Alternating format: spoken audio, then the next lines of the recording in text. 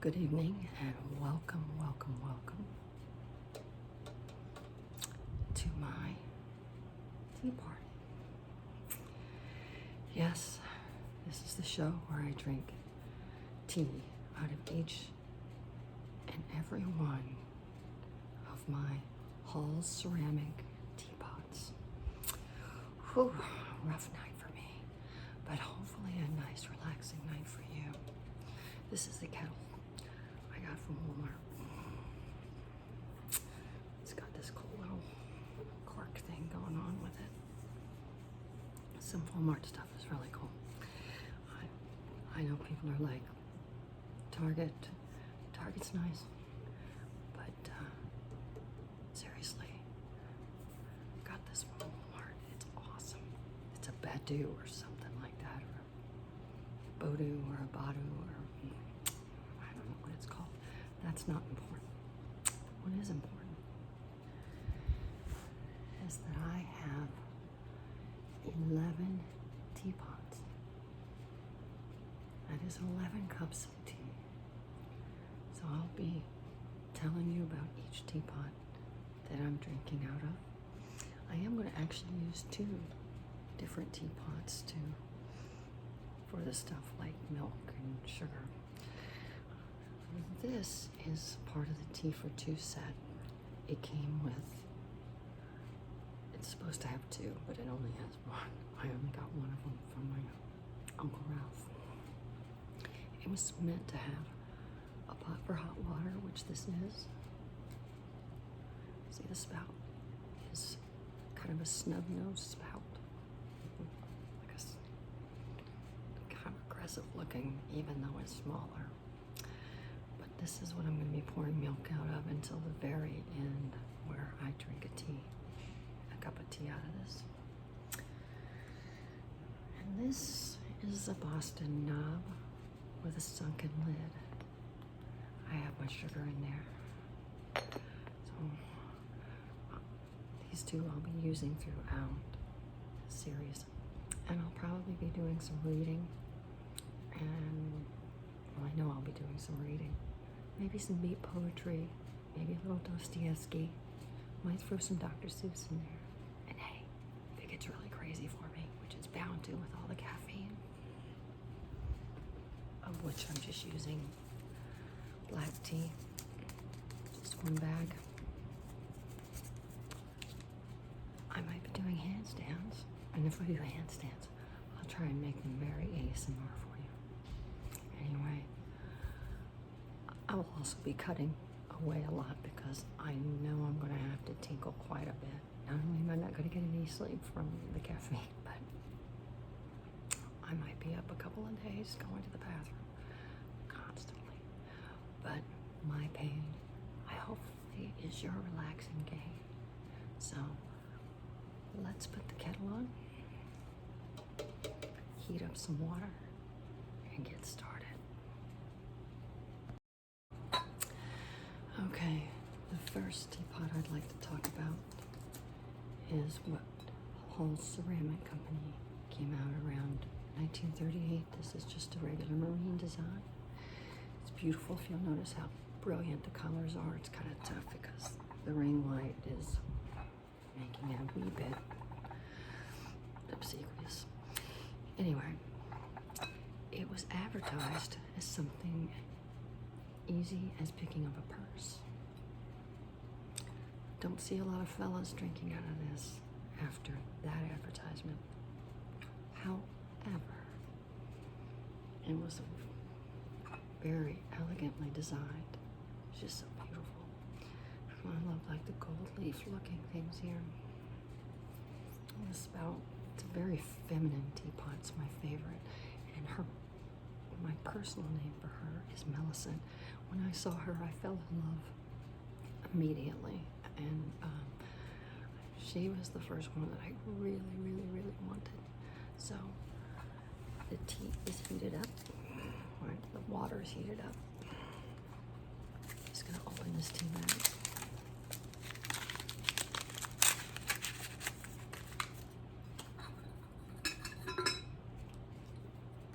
Pop that right in there. before the hot water. We're gonna give that 4 minutes to, you know, steep. And I guess I should get out my cup. I have my teacup handy. I have my glasses handy.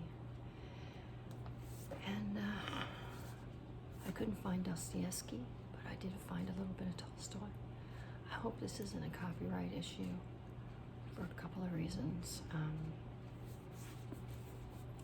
One, all the authors in this book are dead. Two, I stole this from a psychiatrist's office in Philadelphia. Don't ask me what I was doing in a psychiatrist's office. We all know why I was in a psychiatrist's office. Anywho, I'm going to start with a little Tolstoy while we're waiting for the tea, and then while I'm drinking the tea. Master and Man by Leo Tolstoy, on page 241. So let's find 241. 241 is going to be a little bit further. 233. Master and Man. Just while we're waiting for the tea to steep. It happened in the 70s in winter, on the day after St. Nicholas Day. There was a holiday in the parish, and the village landowner and second guild merchant, Vasily Andreevich Brikunov, could not be absent, as he had to attend church. He was a church warden and received and entertained friends and acquaintances at home. But at last, all the guests were gone, and Vasily Andreevich began preparations for a drive over to see a neighboring land proprietor about buying from him the forest for which they had begun bargaining this long while. He was in great haste to go, so as to forestall the town merchants who might snatch away his profitable purchase. The youthful landowner asked 10,000 rubles for the forest, simply because Vasily Andreevich, I'm probably not saying it right. I am not good at accents, nor am I good at words written in English meant to be pronounced correctly. I'm just not. I don't have that gift. The youthful I already did that. Vasily Andreevich might perhaps even now make the bargain, because the forest stood in his district, and by an old standing agreement between him and the other village merchants, no one of them competed in another's territory. But Vasily Andreevich had learned that the timber merchants from the capital town of the province intended to bid for the Goryachkin forest. Forgive me, I am butchering the crap out of this. And he decided to go at once and conclude the bargain. Accordingly, as soon as the feast was over, he took 700 rubles of his own from the strongbox, added them to the 2,300 belonging to the church, so as to make 3,000. And it says down here in the footnotes, winter St. Nicholas Day is December 6th. I don't know what that means. And after carefully counting the whole, he put the money into his pocketbook and made haste to be gone. Nikita, the laborer, the only one of Vasily Andreevich's men who was not drunk that day, ran to harness the horse. He was not drunk on this occasion because he had been a drunkard, and now since the last day before the fast, when he spent his coat and leather boots and drank, he had sworn off, and for 2 months had not tasted liquor. Not bad. He was not drinking even now, in spite of the temptation arising from the universal consumption of alcohol during the first 2 days of the holiday. I think it's been about 4 minutes. So I'm going to prepare my tea. A little of this. The Boston knob is incredibly hard to open, and I have these fingernails, so I always have to pry it open to get the sugar. And it's just doggone near impossible. I'm probably looking in the wrong area again. Every time I put on glasses, my eyes go, "Bip."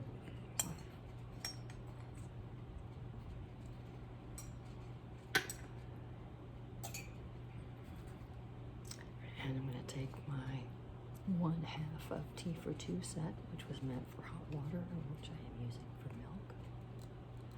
And the other one was for the tea. It was very popular.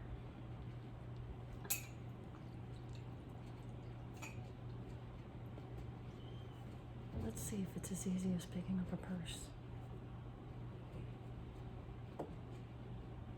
My God, it is. Look at that. Cutest handbag you ever saw.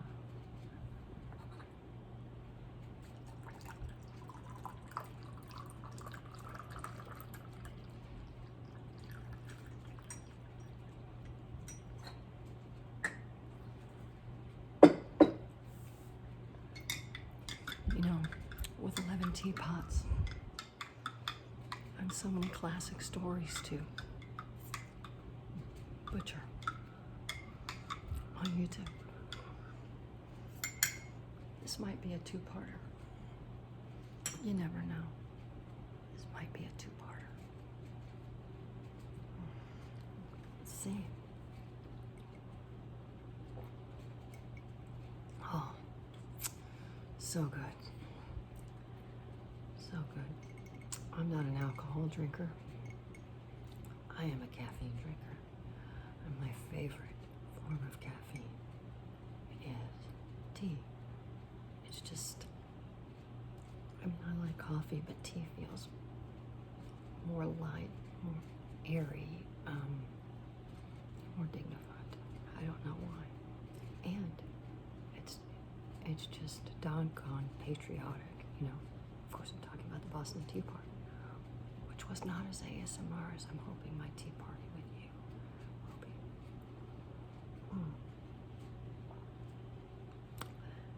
My goodness, that is good. Let's continue. Nikita was a 50-year-old pheasant.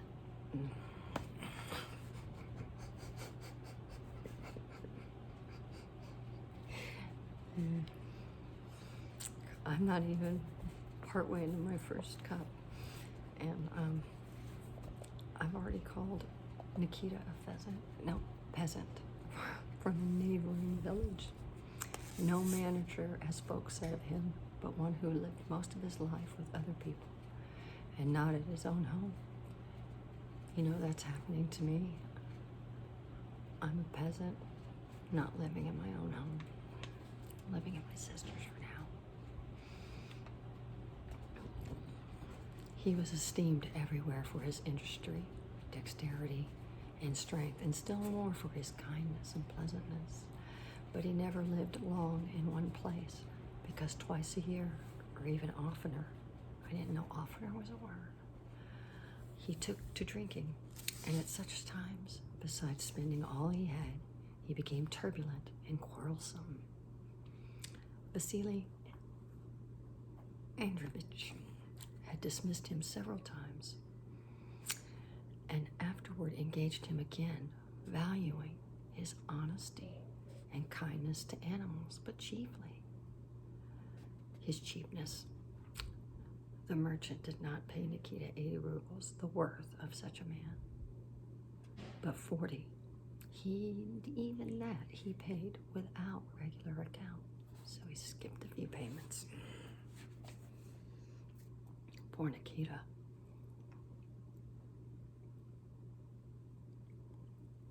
You know, kindness never fails to be undervalued.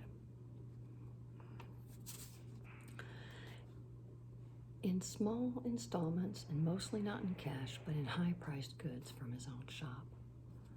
So he bartered, well, Nikita's wife, Marfa.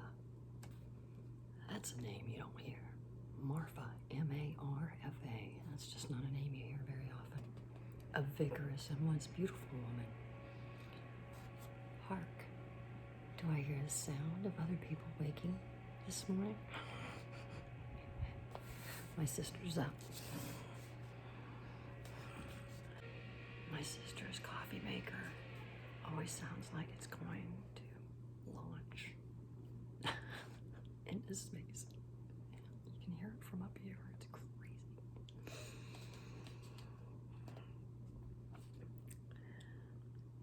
And secondly, because although she treated her husband as she pleased, when he was sober, she feared him like fire when he was drinking. And we already know he drank quite a bit.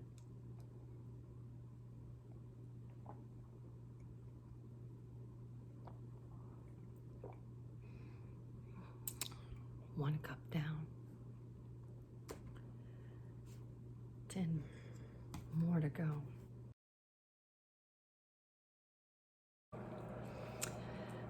This one I call Betty Davis. She's with a parade hook. This is a parade hook. I don't know why they call it that. I didn't get that out of anybody. Making noise.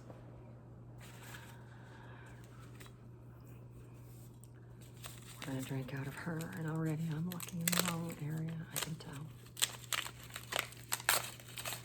Give her a bit of time to steam. I like to hook my tea bag on the parade hook, but it doesn't stay hooked. Unless you just let it drop down. And the water is ready. And wow, I've got so many things going on here. Here we go.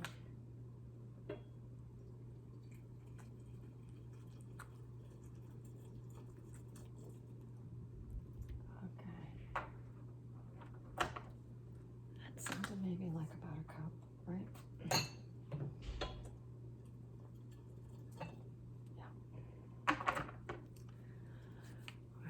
Bad boy on. I'm sorry, bad girl. And carry on reading while we wait for that to steep. Who would have thunk I'd be reading you Tolstoy?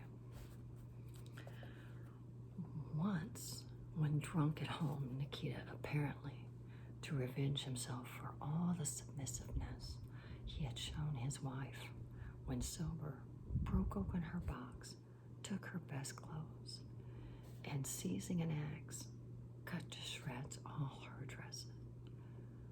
He axed her dresses and garments. So, dresses apparently are different than garments. In Russia at this time, I guess. All the wages Nikita earned went to his wife, and he made no objection to this arrangement. Thus it was that Marfa, 2 days before the holiday, came to Vasily Andreevich and got from him wheat, flour, tea,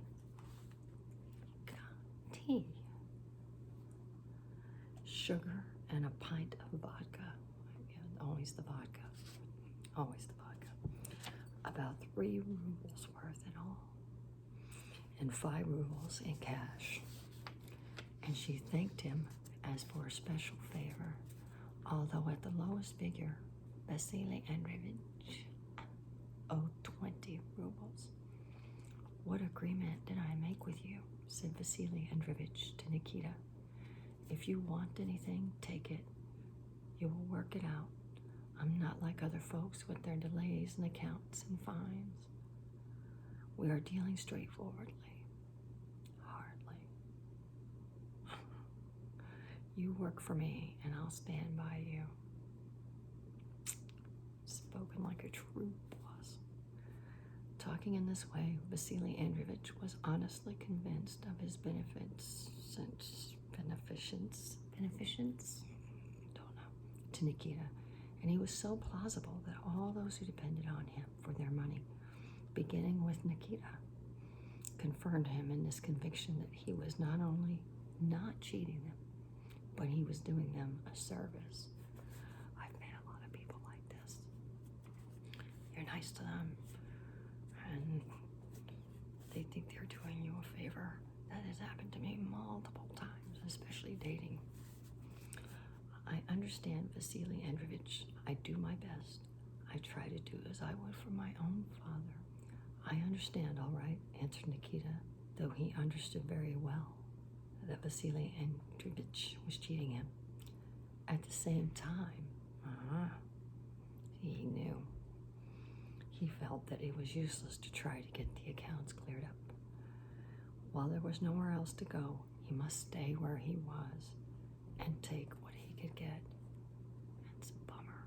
This is getting a little bit depressing. Poor Nikita.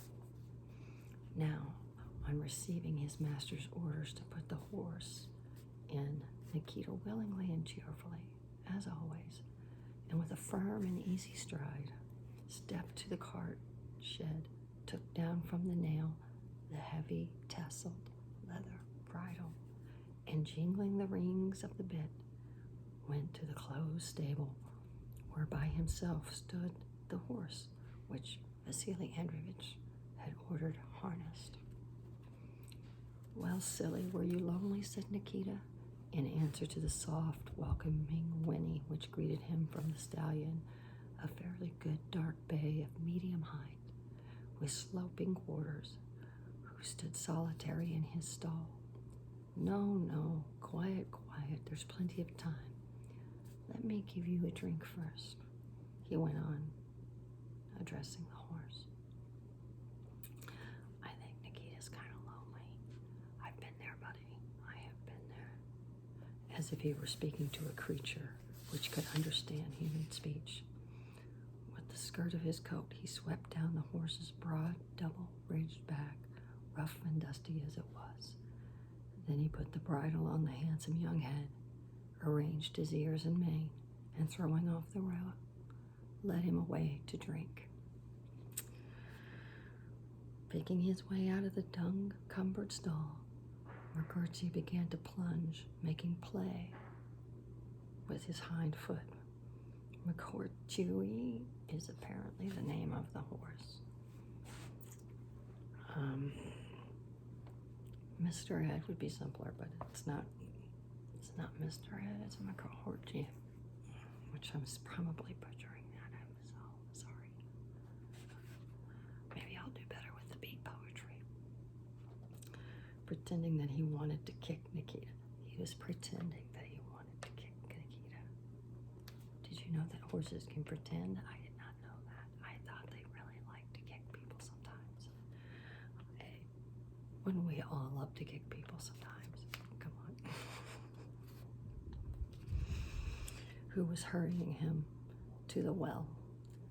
Now then, behave yourself, you rogue, said Nikita, knowing how careful Mukherjee was that the hind foot should only just touch his greasy sheepskin coat, but do no hurt, and Nikita himself especially enjoyed this sport.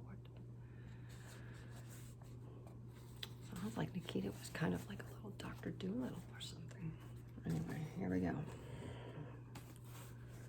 I have all these things, I have nowhere to put them. Let's take out our Boston knob with a sunken lid. Get our sugar on. Okay. Get our creamer on.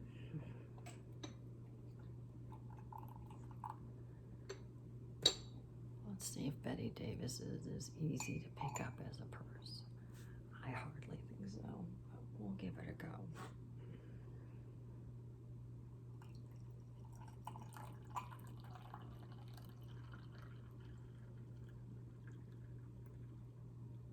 Any minute now, I'm gonna have to cut this short to go to the bathroom, I know.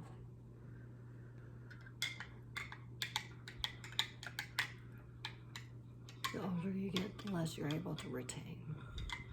Not only mentally, but bladder-wise as well.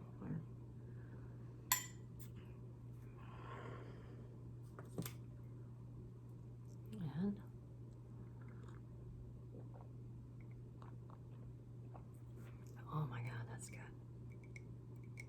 is so good. Nothing like a cup of tea and a Russian short story novel. Nothing like it. Okay.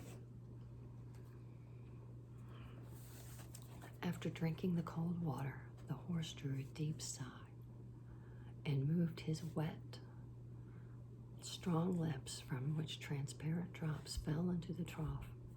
And after standing a moment, as if in thought, he suddenly glanced a loud neigh. If you want no more, you needn't take it. Well, let it be at that, but don't ask again for more, said Nikita with perfect seriousness, emphasizing to Makaturi the consequences of his behavior. I'm sure Makaturi understood perfectly. Then he briskly ran back to the shed, pulling the rein on the gay young horse, who lashed out all the way along the yard. No other men were about, except a stranger to the place, the husband of the cook who had come for the holiday.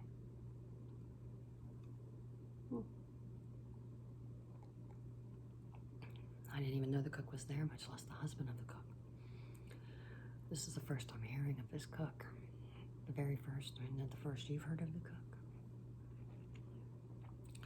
Go and ask there's a good fellow who had come for the holiday. The wide one or the little one, said Nikita to him. The cook's husband went into the high-perched, iron-roofed house and soon returned with the answer that the small one was ordered. By this time, Nikita had put on the brass-studded saddle and, carrying in one hand the light painted yoke, with the other hand he led the horse toward the two sledges which stood under the shed.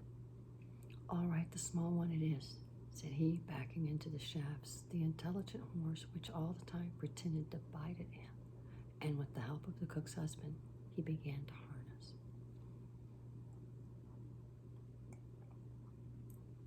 Are you relaxed yet? I hope so. When all was nearly ready and only the reins needed attention, Nikita sent the cook's husband to the shed for a straw and to the storehouse for some sacking. Not sure what some sacking is. Is that when you only fire one or two people? That's great. There. Don't bristle up so, said Nikita, squeezing into the sledge the freshly thrashed oat straw which the cook's husband had brought. Now give me the sacking while we spread it out and put the cloth over it.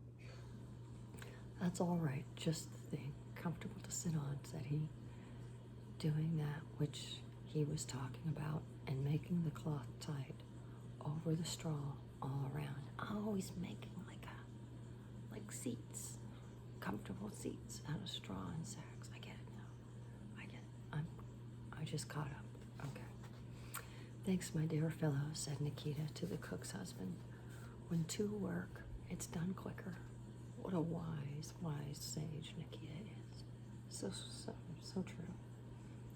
Two people are better than, well, two heads are better than one, so four hands must be better than two. Or one if you're an amputee.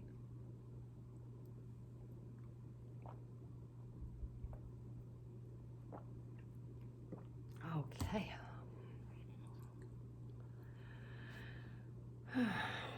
Then, disentangling the leather reins, the ends of which were brought together and tied on a ring, he took the driver's seat on the sledge and shook up the good horse, who stirred himself eager to make across the frozen refuge that littered the yard toward the gate. I wonder if you guys would be disappointed if I only read one chapter of this short story. It's a bit, I like it. I like it a lot. But my speech is speeding up from the caffeine, and already I can tell. Oh. I'm going to be tripping over these words like nobody's business. Now, as I promised, I have to run to the restroom. When I return, we're going to discuss another teapot. Okay. This is called the Streamline, and it was introduced in like 1939. I call her Ingrid Bergman because she's just classy, just beautiful lines. And I thought for her and her beautiful daughter, the Isabella Rossellini, which is the hook.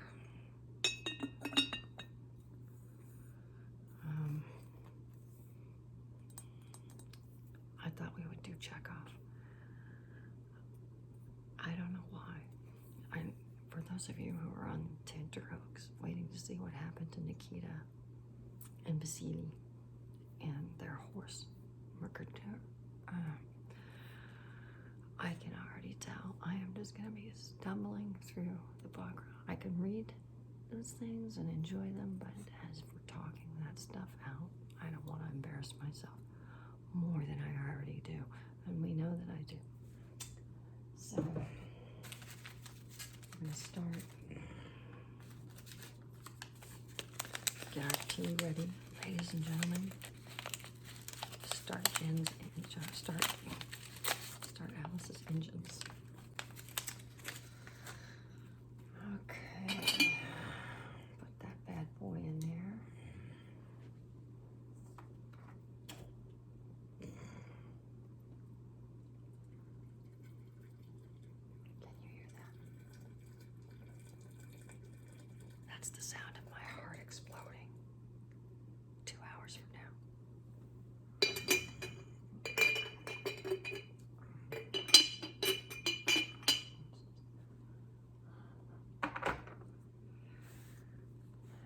While we brew, I'm going to read to you from Chekhov. There's the duel, or my wife, or murder. Let's read the one called Murder. Chekhov's short stories also have apparently chapters, but in Roman numerals. And away we go. Of course, I'm going to start with chapter 1 of the short story. You know, today we have microfiction, which is bananas. Chekhov would have murdered himself if he had been asked to write microfiction. You're like, what is that?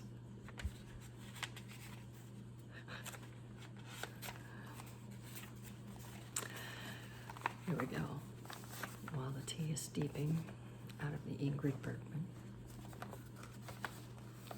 they were celebrating Vespers at Perganaya Station. More big words to mess up. More big words to mess up. Oh my goodness. Forgive me. I know this is, am I torturing you yet? Am I? A crowd of railwaymen, their wives and children, with some woodcutters and sawyers working nearby along the line, were standing before the great icon, brightly painted on a gold background.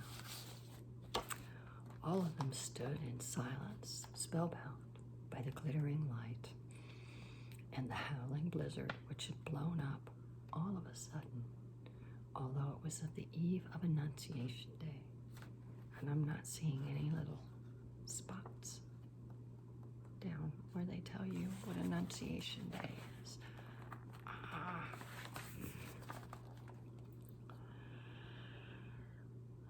The old priest from Vedenia Pino.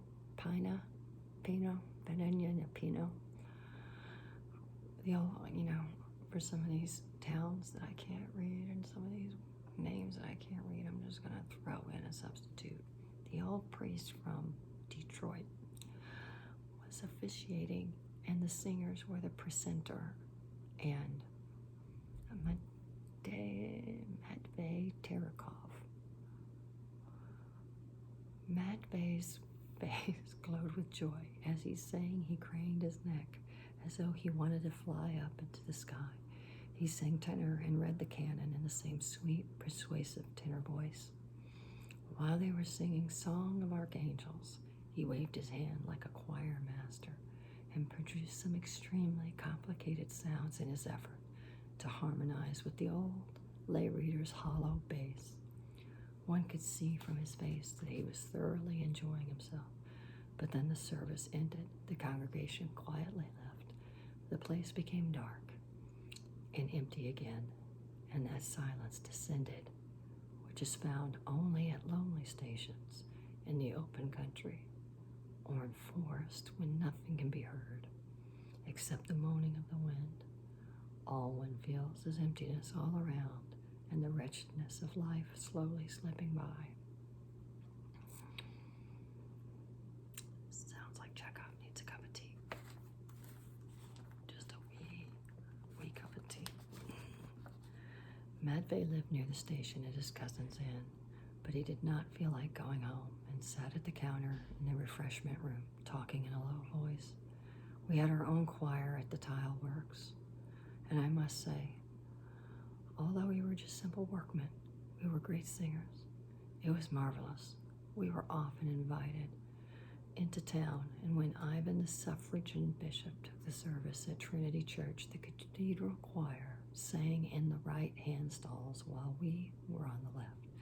But people in the town complained we sang too long and said that lot from the tile works were dragging things out. How ungrateful. How horrible. I think our tea is steeped. I'm not watching the time, so I can't. Well, they were right. St. Andrew's Vigil and the Te Deum began before 7 and didn't finish till after 10. So very often it was gone midnight before we were back at the works. Matvey sighed. Really marvelous it was, Sergei, really marvelous, but I don't get much joy living here in the old house. The nearest church is 3 miles away. I can't manage that in my state of health, and there's no choir. And you can't get a moment's peace with our family, just one long racket all day with swearing, filth, everyone eating from the same bowl like peasants, and cockroaches in the soup. Cockroaches in the soup. Holy smokes. If God had blessed me with good health, I'd have cleared up ages ago, Sergei. Okay.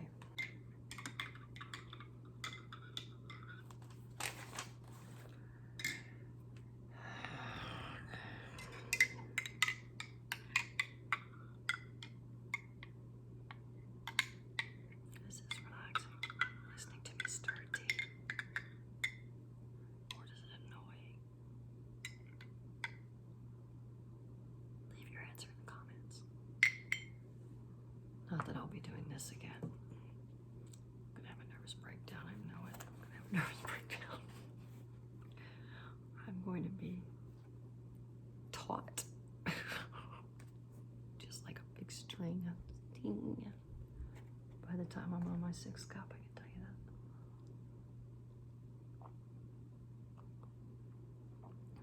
But my gosh, it's good.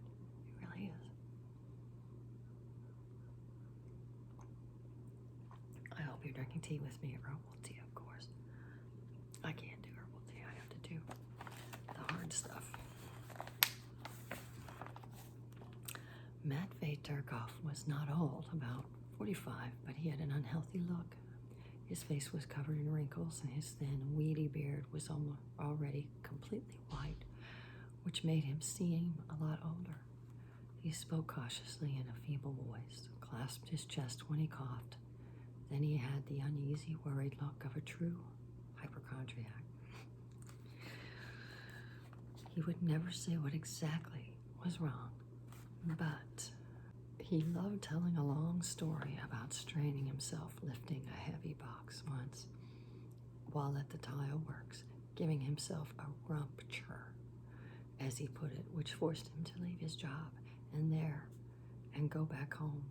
But what a rupture was, and it's spelled rupture, R-U-M-P-T-U-R-E. He could not explain. Might he be talking about a hernia? Maybe. I don't know. I must say I don't like that cousin of mine, he continued, pouring himself some tea. Which reminds me.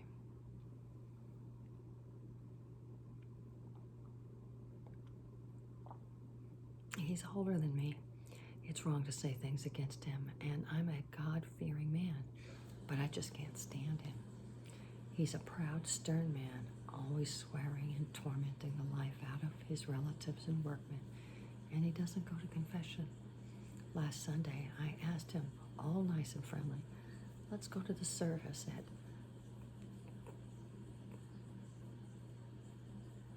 Pacoma, cousin. Pacoma, we're going to call that Detroit. Let's go to the service at Detroit, cousin.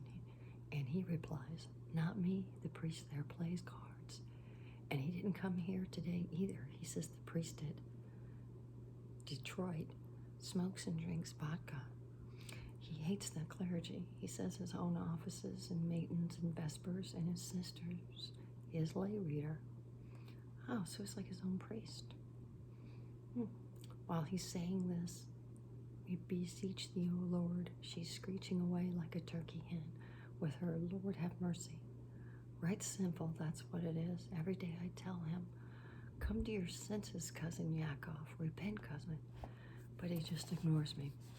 Sergei, the buffet attendant, poured out 5 glasses of tea. I'm sure they're not going to drink all that tea by themselves.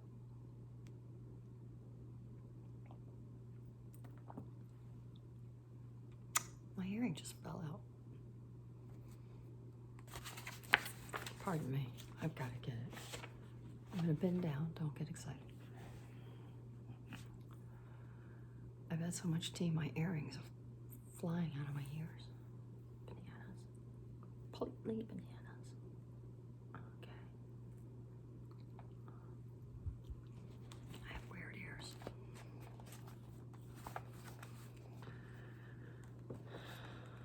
A moment later, they could hear someone shouting, is that the way to serve tea, you pig? You don't know your job. It was the station manager. A timid muttering followed, then more shouting, angry and brisk. Clear off. The buffet attendant returned looking very put out. Time was when I waited on counts and princes, he said softly, but now I don't know how to serve tea, do you see? Swearing at me in front of a priest and ladies. Swearing at somebody in front of ladies is, oh my gosh, that's not nice at all.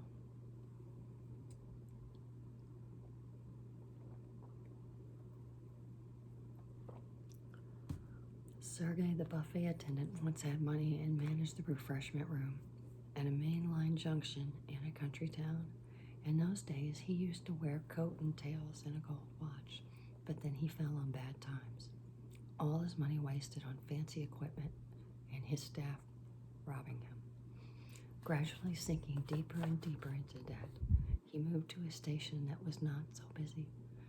There, his wife ran off with all the silver. He moved to a 3rd station, which was even worse.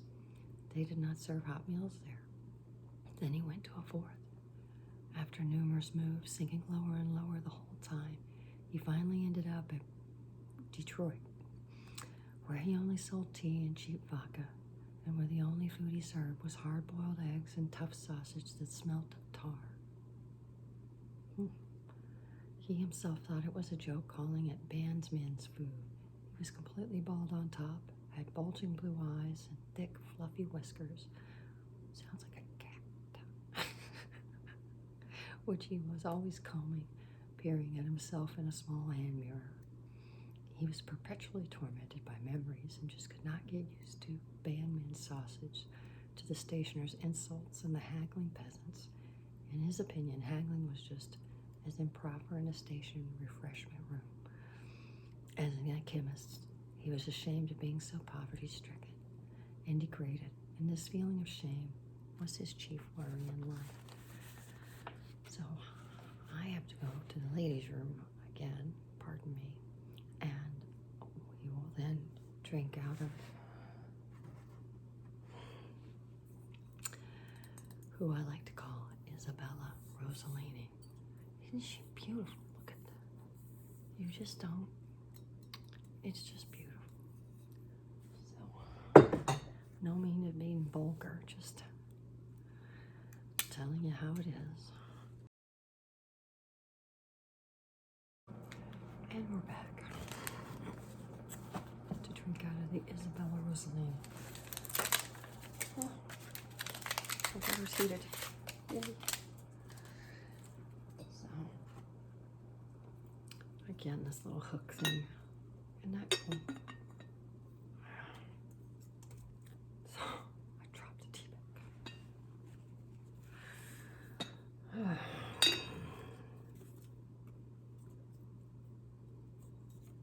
I don't know about you guys, but I'm pretty relaxed. Even tea with the caffeine can be a very relaxing thing to have. There's just a certain kind of slowness to it, a rhythm.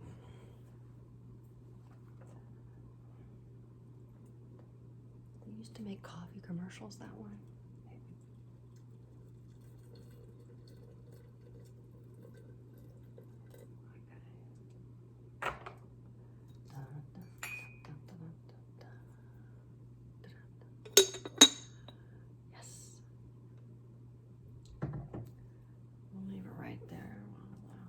Go ahead and get my cup ready.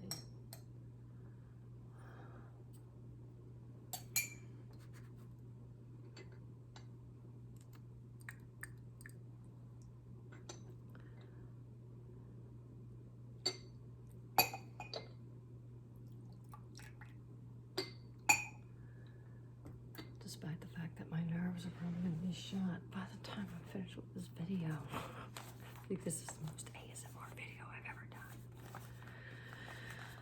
Spring's late this year, Matvey said, listening hard, and it's a good thing. I don't like the spring, it's very muddy. Matvey sounds a little bit like a Debbie Downer. Sergey, I forgot to put in, he was addressing Sergey. It's very muddy, Sergey. So, in books they write about the spring, birds singing and the sun setting, but what's so nice about it? A bird's a bird, that's all. I like good company so I can hear what people have to say.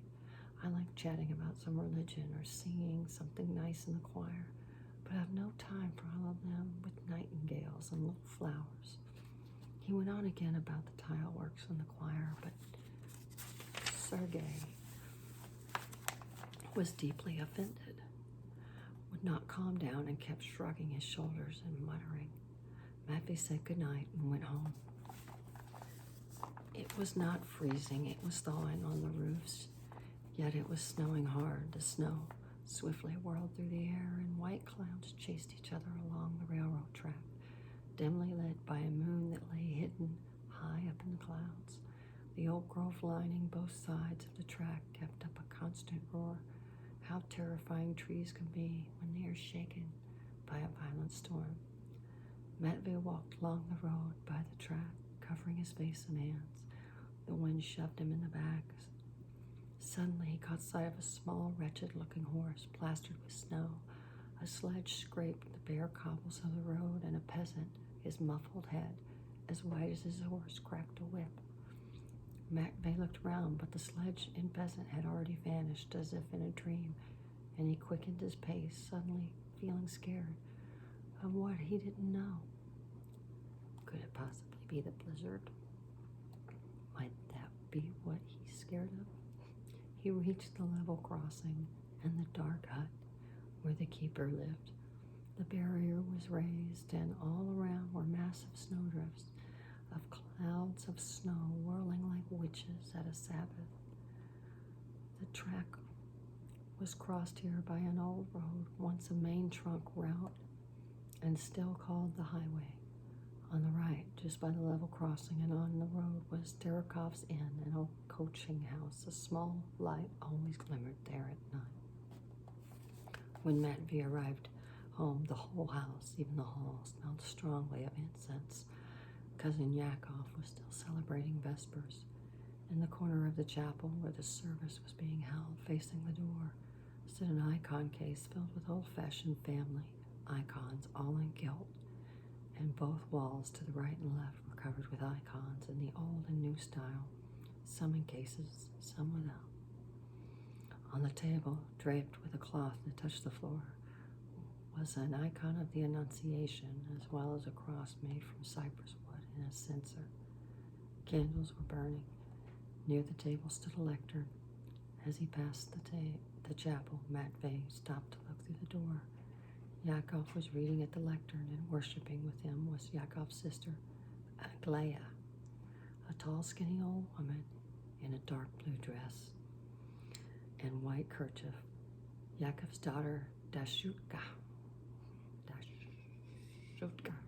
was there as well. She was an ugly girl of about 18, covered in freckles, as usual. She was barefoot and wearing the dress in which she watered the cattle in the evenings. "Glory to thee, who has shown us the light," chanted Yakov as he bowed low. Aglaya propped her chin on her hand and, without hurrying, sang in a thin, shrill voice. Okay, from the room above came vague voices. They sounded sinister and seemed to be issuing threats. After the fire of long ago, no one had lived on the upper story. The windows were boarded up and empty bottles were scattered about on the floor between the wooden beams.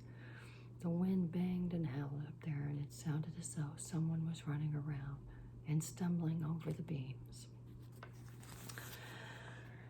All right, let's pour our cup of tea. Here we go.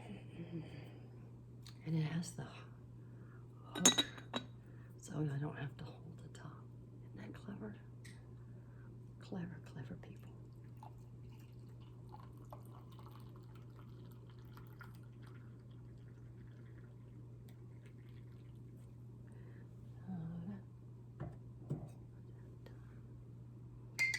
I'm feeling it. Are you feeling it yet? I'm feeling it. I don't know what's gonna happen, folks. I really don't know. I have no clue.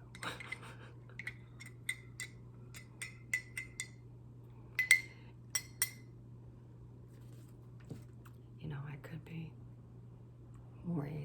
more of the time I could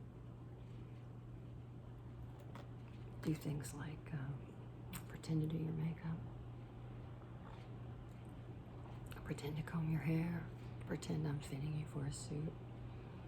There's just something about that that's just not me. It would feel weird because I don't know you at all. You might not even be there. I might be doing this for no reason except my own sick enjoyment. I can't imagine pretending to do your makeup. I mean, what if you're a man?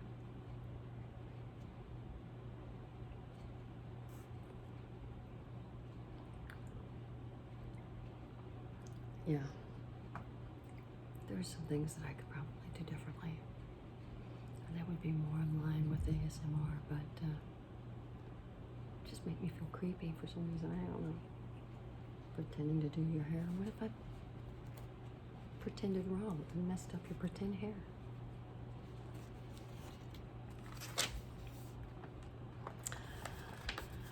Onward and downward. Half of the ground floor was taken up by the inn, and the Turakovs lived in the other.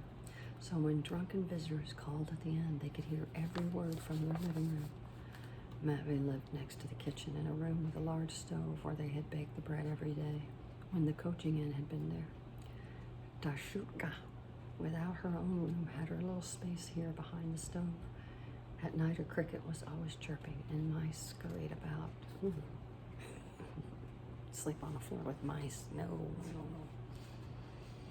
Matt B. lit a candle and started reading a book he had borrowed from the railway policeman. While he sat reading, the prayers finished and everyone went to bed, Dashutka included. She immediately started snoring, but soon woke up and said, yawning, Uncle Matvey, you shouldn't waste candles. It's my own, Matvey replied. I bought it myself. Dashutka tossed and turned for a while, then fell asleep again. Matvey stayed up for a long time, as he did not feel sleepy, and when he had finished the last page, he took a pencil from a trunk and wrote in the book, I, Matvey Terekov, have read this book, and I find it the best of all those read by me, in which I hereby impress my gratitude to Kuzma Zhukov, senior officer of the railway police, owner of the aforesaid priceless book. God, even the English words are starting to clink around in my mouth. He considered it only polite to make inscriptions in other people's books. He sounds like a little character, doesn't he? Chapter 2 of the short story. You guys waiting for a little microfiction right now, because this is macrofiction. It's fiction too large. The short story is too large for just one. You have to have chapters. It's bananas. Nobody would do that. No one.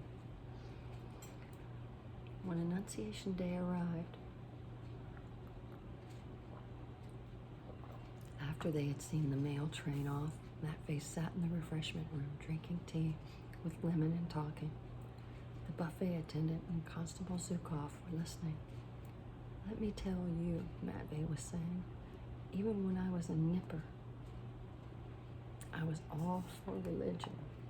When I was only 12, I had already reading the Acts and Epistles in church, and this was a great comfort to my parents. And every summer I used to go on a pilgrimage with Mother, God rest her soul. I guess Mother's dead. Other boys used to sing songs or go after crayfish, but I stayed with Mother. That's nothing to brag about, Matvey. Nothing to brag about. The older folk thought well of me, and I was pleased, because I was such a well-behaved boy. And after I'd gone off to the tile works with Mother's blessing, I'd sing tenor in her choir. In my spare time, never enjoyed anything so much. Of course, I didn't touch vodka or smoke, and I kept myself clean. As you know, the devil don't like that way of life, and it took it into his head to ruin me. And he began to cloud my mind, just as he's doing to Cousin Yakov. The first thing I did was vow to fast on Mondays and not to eat meat on any day. And it wasn't long before I went a bit soft in the head. The Holy Fathers say you must have cold, dry food in the first week of Lent up to the Saturday, but it's no sin for the weak or them that toil to have even a cup of tea. Not a crumb passed my lips until Sunday, and the whole of Lent I didn't take a scrap of butter. And on Wednesdays and Fridays I didn't eat anything at all. It was the same during the minor fasts. They had major fasting and they had minor fasting. So do we. So do we.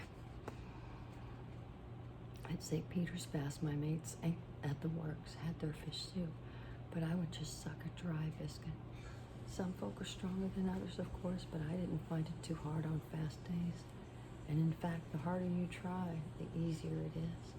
You only get hungry during the first few days, but then you take it in your stride.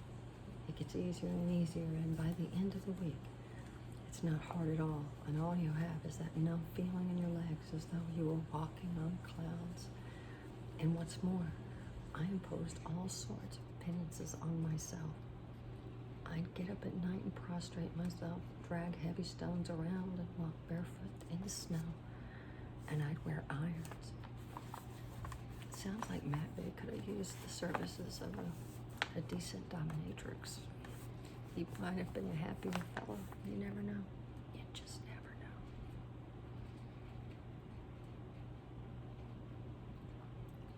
But a little later, when I was at confession, the idea suddenly dawned on me that priest's married. He doesn't keep the fast and he smokes. Then why should he hear me confess? What authority did he have to pardon my sins? And with him more of a sinner than me. I even kept away from vegetable oil, but he'd have his sturgeon all right, I dare say. I went to another priest, but as luck would have it, I landed myself with a real fatty in a silk cassock that rustled like a lady's dress. And he smelled of tobacco, too. I went to a monastery to prepare for communion, but I was ill at ease there, too. It struck me the monks didn't keep to their rules. After that, I couldn't find any kind of church service to my liking. In one place, they rushed it or sang the wrong hymns. In another, the lay reader spoke through his nose. And there was one time, God forgive me, sinner that I am, when I'd stand in the church seething with rage, and that's no way to pray. No, it's not. Being an angry prayer is not a good way. And it seemed to me that the congregation weren't crossing themselves properly or listening right. Whoever I looked at seemed to be a drunkard, fast breaker, smoker, fornicator, card player. Only I kept the commandments. The devil didn't sleep, and things got even worse. I didn't sing in the choir anymore, and I didn't go to church. I didn't think the church was good enough for a godly man like me. I was a fallen angel, swollen-headed beyond belief. Then I tried to start my own church. I rented a poky little room from a deaf woman a long way out of town by the cemetery, and I set up chapel. Like my cousins, but I had proper candlesticks and a real censer. In this chapel, I abided by the rules of Mount Athos. That's to say, matins always began at midnight, and on the eve of the 12 great festivals, vespers went on for 10, sometimes 12 hours even. That's a long time.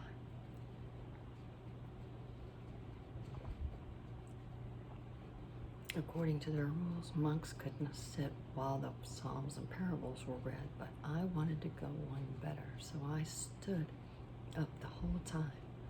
I wept and sighed as I read and sang, dragging everything out and lifting my arms up. And I went straight from prayers to work without any sleep, and I'd still be praying while I worked. Seriously. A well-bred dominatrix would really work out for this guy.